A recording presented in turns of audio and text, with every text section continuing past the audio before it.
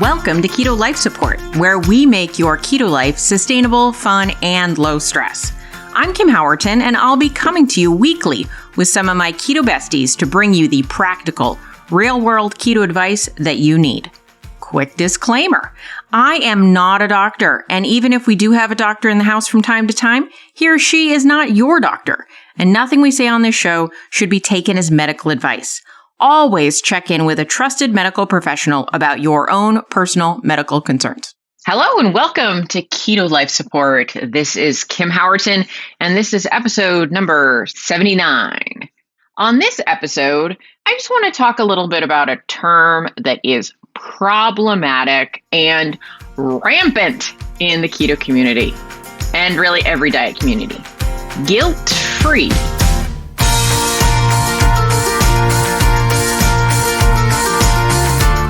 So let's get into this. What is wrong with this phrase? You see it. I've probably said it.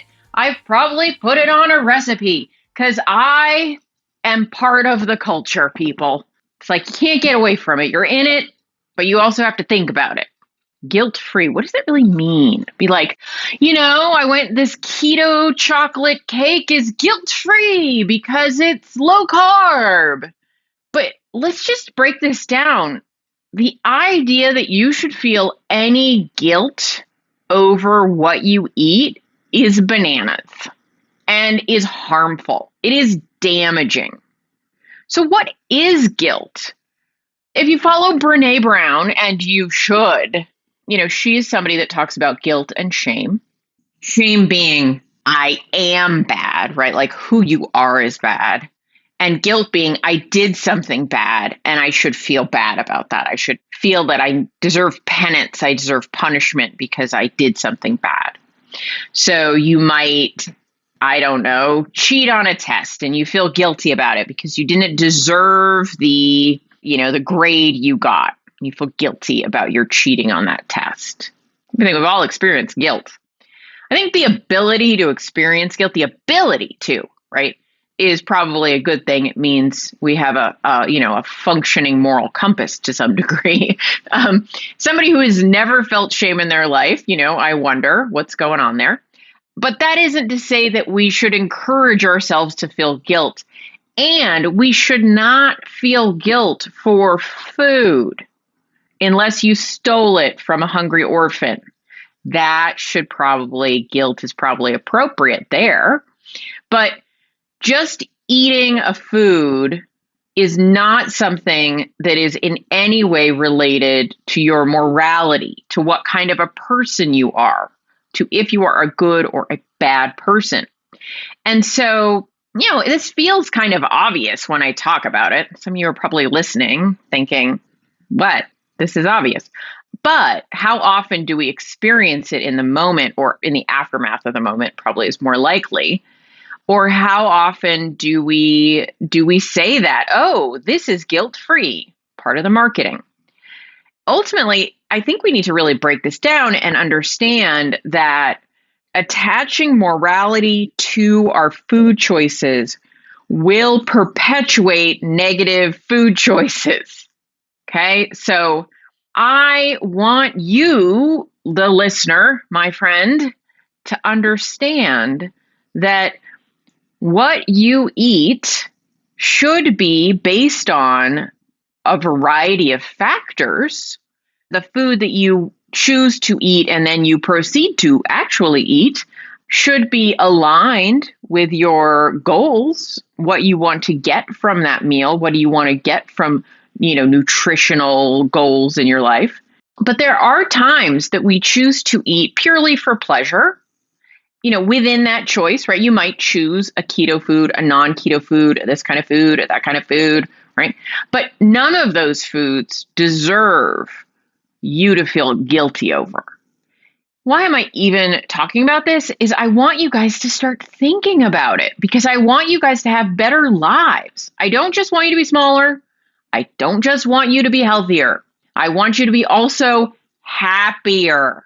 And if you don't take the time along the journey of getting healthier and possibly smaller, but possibly not, just depends what your goals are and what you need, If you don't spend the time to also work on your brain, you're really losing out.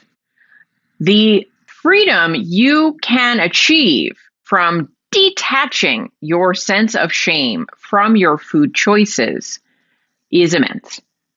I think a lot of us are afraid that if we don't feel shame, we will perpetuate bad behavior, right? That's sort of a lesson that some of us learn in childhood, that we were punished for doing bad things and felt guilty, taught to feel guilty because that is supposed to make us less likely to do bad things. I think that might be true of certain things, but ultimately, when you become an adult and you start to understand that actions have consequences and you can evaluate, do I want this consequence, yes or no? Then you can just make a decision and there's no morality involved. No one's getting hurt. No one's being harmed by your food choices except, you. And you shouldn't feel guilty about choices you make about your own life that are considered and thoughtful. Now, if your real issue is that you aren't considered and thoughtful about the food choices that you make, at least most of the time, that's something to address and that's something to look at. But guilt and shame won't help you. Guilt and shame around your food choices actually drive you further into the dark, further into acting out of impulse and away from considered thought. So I am here to tell you, even if you are a food addict, I am a food addict. Even if you're a food addict, you can get to a place where you don't act out on your addictions. You make considered choices. Those considered choices might include foods that are higher calorie, higher fat, even higher sugar than you choose to eat most of the time. But you are allowed to make those considered choices and not have to deal with aftermath, guilt, and shame. You are an adult. To stay in a hierarchical parental relationship with food, is ridiculous. It's understandable. It is human. They are pathways that are deeply worn in our lives, but there is no hand slapping here. There is no guilt, or there should be no guilt. There is no punishment you deserve for the way that you eat. The body you're in, if it suffers from things that you do not want, repercussions are happening, consequences, right? You did a thing and now a thing happened. You ate a certain way and your body responded in a way you do not like. To fix it is your responsibility. Absolutely. It is not, however, something that feeling shame and guilt over makes better. So think about it this way, right? Responsibility. Now, I'm not a parent, but I'm going to pretend for a second I am, and parents among you, you can critique my thought process here. But there might be children in my life that I am responsible for, like my nieces and nephews, right? I might be responsible for them for a period of time. They might be in my care for a period of time.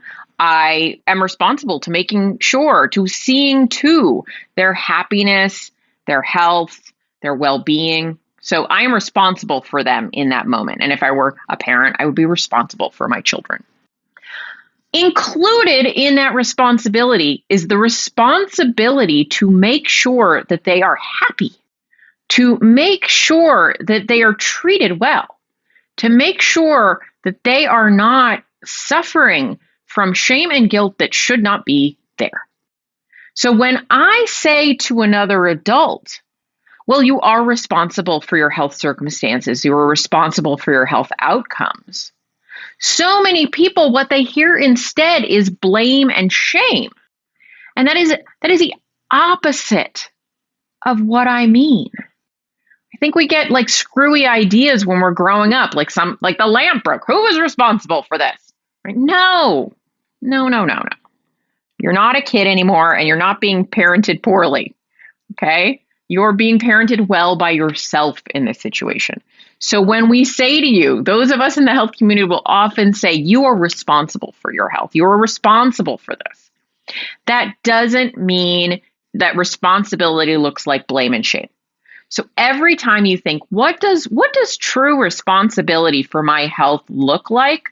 Think about being a parent. Again, even if you aren't actually a parent, maybe you have a dog, there's something in your life, maybe plants, there's something in your life you're responsible for. And being responsible for that is not like all about blame and shame and guilt, right? Hopefully you agree with me. So it is the same when you're treating yourself. So I just really think this is important to say. It's not super complex. I don't need to go on and on about it, but I need to remind you of this, and you need to remind yourself. So every time you're like, I shouldn't have done that. Oh, what was I thinking? I'm such a bleep. I can't believe it. Those thoughts, be like, stop. This is not helpful. What am I responsible for? How am I going to get back on track? How am I going to redo that? You can't redo it in terms of going back and undoing it, but the next time I'm presented with this, how am I going to feel differently? Now, there are multiple options. I like saying sometimes there are two options. There are always more than two, but there are multiple options here. One of which is you can do the exact same behavior again and just not feel bad about it. But another option is you could do a different behavior. You can make choices, or we have choices. Sometimes I choose to eat something and I feel good about it. Sometimes I'm like, in hindsight, that wasn't the best choice. I think next time I'm not going to do that. Right? But I don't have to punish myself. I don't have to beat myself up. Like, I get it. I am like you. If you're like me, that person, I really want to beat myself up. I like that. I have anxiety and depression. I mean, come on. What else am I going to do? Right? But I can say, no, I'm not doing that. I'm not doing that. I'm going to make different decisions about my mental health, about my well-being, and I'm going to treat myself with the same care and love that I would treat anyone that is my responsibility, that is in my care, right? I am in my care. I deserve to be treated well, even by myself. And so do you. So please stop. Please, if you're beating yourself up, stop. Remind yourself you're an adult. You can make choices here. You can choose to act differently, and you can choose to feel differently about your actions. Again, I'm not saying be, quote unquote, a bad person. I'm not saying harm other people. I'm solely talking about the way you treat yourself for choices that you make, and how treating yourself with kindness in these places will be much more effective at locking in long-term change and happiness than being mean to yourself. So that is my message to you. Please be kind to yourself and take care until next week. Thank you so much for joining us for this episode of Keto Life Support. Want more information? Want show notes? Want to suggest a topic? Just head over to ketolifesupport.com. That's where all that kind of thing can go on. By the way, I have a request. If you could go to your podcast host and hit subscribe, we would really, really appreciate it. And what would be even more awesome is if you could write a review. And what would be even more awesome than that is if you could write like a really flattering review. Just asking, you do you. All right. So thanks so much for joining us. I'm thrilled that you're part of the Keto fam. Talk to you soon.